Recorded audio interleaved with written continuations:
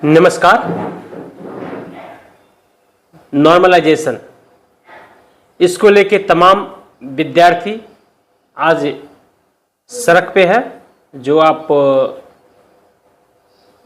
UP की मैं बात कर रहा हूं और बिहार बीपीएससी में भी नॉर्मलाइजेशन को लेके एक छात्रों में रोष है और छात्र नहीं चाहते हैं कि नॉर्मलाइजेशन हो बीपीएससी एग्जाम में।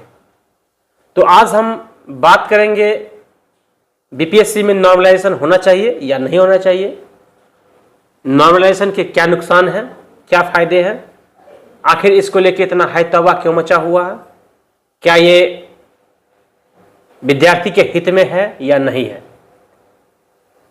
स्टूडेंट इसका विरोध क्यों कर रहे हैं, शिक्षक इसका विरोध क्यों कर रहे हैं, ये सारी बात हम आज इस वीडियो में आपसे शेयर करने वाले हैं। और मैं चाहता हूं कि आप भी इस वीडियो को ज़्यादा से ज़्यादा शेयर करिएगा ताकि ये वीडियो सच में लोगों तक जाए, विद्यार्थियों तक जाए और समझे।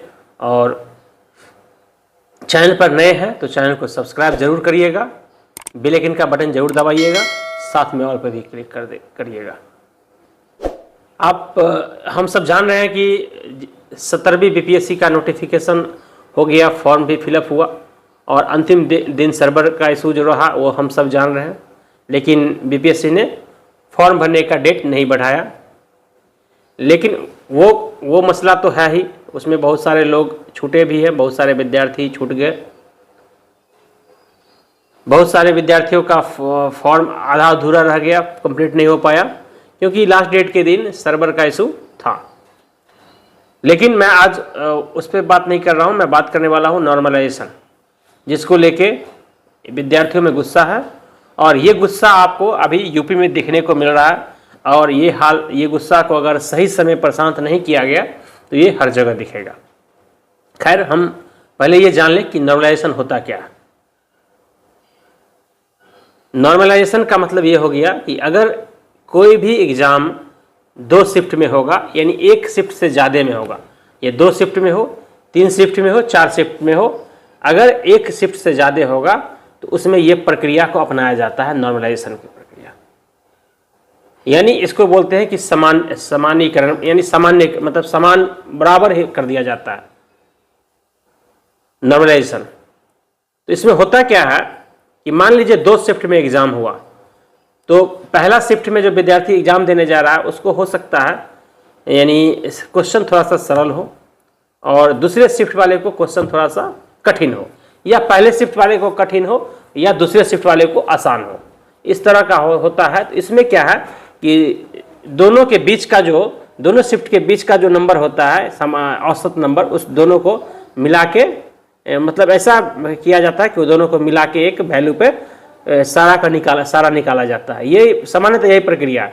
इसका कोई प्रोसेस या कोई एक मैथमेटिक्स टूल्स या मैथमेटिक्स कोई इसका फॉर्मूला मुझे नहीं लगता है कि बहुत सारे लोगों के किन्हीं के पास ये है जो सच में ये विद्यार्थियों को समझा सके कि नहीं, विद्यार्थियों को समझा सके कि चलो ये इस तरह का होता है, ये फार्मूला है और इस फार्मूला को आप देख लें और ये फार्मूला में आपको कोई दिक्कत लगे तो आप मुझे बता सकते हैं और इस फार्मूला में किसी का नुकसान ना हो।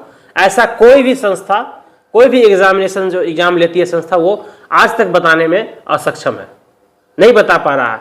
अगर मान लीजिए नॉर्मलाइजेशन इतना ही अगर सही है कि इसमें किसी का नुकसान नहीं हो सकता, तो फिर क्यों नहीं विद्यार्थियों को बताया जाए, अरे भाई आप सारे विद्यार्थियों को एक जगह नहीं बुला सकते हैं तो आप कम से कम ऑनलाइन ही बता दीजिए ना। आज तो सोशल मीडिया का दौर है ना, आप सोशल मीडिया पे वीडियो बना के बताइए ना कि ये नॉर्मलाइजेशन से किसी विद्यार्थी का किसी तरह नुकसान नहीं है, क्योंकि एक इस तरह का फॉर्मूला है, इस फॉर्मूला में कोई भी किसी का नुकसान नहीं हो सकता। विद्यार्थी के मन में क्या डर है, सबसे पहले जान लीजिए कि मैंने मान लीजिए सेकंड शिफ्ट में एग्जाम दिया, मेरा नंबर हाई हो गया, तो मेरा नंबर, और फर्स्ट शिफ्ट में क्वेश्चन अगर हार्ड था तो मेरा नंबर कहाँ लाया जाएगा, नीचे लाया जाएगा, और नीचे वाला कहाँ लाया जाएगा, ऊपर लाया जाएगा। उसमें बहुत संभावना है कि गड़बड़ होता है, हो सकता है।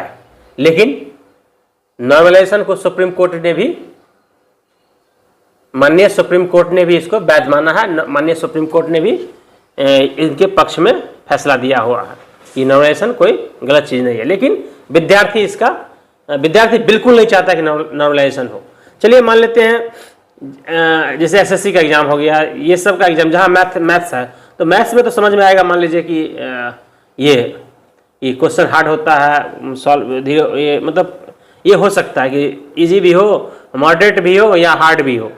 लेकिन अगर आप पीसीएस का एग्ज़ाम दे रहे हैं, किसी भी स्टेट के पीसीएस का एग्ज़ाम दे रहे हैं, उसमें क्या, जैसे हिस्ट्री का कोई क्वेश्चन मान लीजिए, क्या उसमें क्या हार्ड और क्या इजी, कैसे आप डिसाइड करेंगे? आप कैसे डिसाइड करेंगे? मान लीजिए किसी से पूछ लिया गया प्लासी का युद्ध कब हुआ, और किसी से पूछ लिया गया द्वितीय विश्व युद्ध कब हुआ। कैसे आप डिसाइड कर लेंगे कौन सा सवाल हार्ड है या कौन सा सवाल इजी है? ये डिसाइड करना तो बहुत मुश्किल है ना, और ये डिसाइड होगा भी नहीं, मुश्किल तो छोड़िए, होगा भी नहीं। तो पीसीएस जैसे एग्जाम में ये इसका कोई मुझे ये नहीं दिख रहा है कि ये सही है, औचित्य है। लेकिन अगर बीपीएससी ने अभी खुल के नहीं बोला कि मैं नॉर्मलाइजेशन करूंगा, और अभी तक इस तरह का कोई मतलब खुल के या कोई लेटर या कोई नोटिफिकेशन नहीं है, लेकिन शंका शुरू से था इस पर, और अभी भी शंका बना हुआ है कि मे बी पॉसिबल कि नॉर्मलाइजेशन हो। लेकिन अगर एग्ज़ाम एक शिफ्ट में ना हो तो 17वीं बीपीएससी का जो फॉर्म भरा है, बहुत ज़्यादा फॉर्म नहीं है, 4.83 है। तो 4.83 लाख जो है ये लगभग हर साल की भांति है। इसी साल इससे ज़्यादा भी हुआ है, लेकिन वनडे में एग्ज़ाम हुआ है। तो बिहार बीपीएससी में मुझे नहीं लग रहा है कि नॉर्मलाइजेशन होने की संभावना है, क्योंकि वनडे में ये सिमट जाएगा एग्ज़ाम। अभी ये मामला यूपी में चल रहा है, यूपी के छात्र अभी भी सड़क पर हैं और इसका पुरजोर विरोध कर रहे हैं। और अगर विद्यार्थी सेटिस्फाइड नहीं है, यानी आप जिसके लिए एग्ज़ाम करा रहे हैं वही सेटिस्फाइड नहीं है, तो फिर आपको सोचना चाहिए, समझना चाहिए उसमें क्या दिक्कत है। कुछ तो दिक्कत है जिसपे विद्यार्थी का रोष है। जितने शिक्षक हैं, बड़े बड़े शिक्षक हैं, वो कह रहे नॉर्मलाइजेशन नहीं होना चाहिए, तो फिर उस बात को समझना चाहिए सरकार को। फिलहाल बीपीएससी का मामला है, बीपीएससी में ऐसा अभी तक कोई ये नहीं है, और अगर बीपीएससी में नॉर्मलाइजेशन होता है तो इसका भी विरोध मुझे तो लगता है कि बिहार में ज़रूर होगा, क्योंकि विद्यार्थी तो नहीं चाहते कि नॉर्मलाइजेशन हो। तो आप क्या चाहते हैं, आप कमेंट बॉक्स में लिखिए कि आप नॉर्मलाइजेशन अच्छा समझते हैं, बुरा समझते हैं, या आप चाहते हैं नहीं चाहते हैं।